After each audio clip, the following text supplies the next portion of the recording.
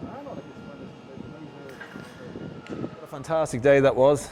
A very, very successful operation conducted by the team here at Baldonnell.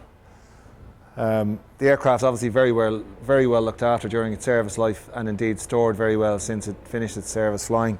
It's in incredibly good condition and is ready now to move on to the next stage, where it'll be dealt with a huge input from the team here as it goes for modification and inspection before it ends up at Vintage Fabrics in Audley End for final assembly, painting and return to flight.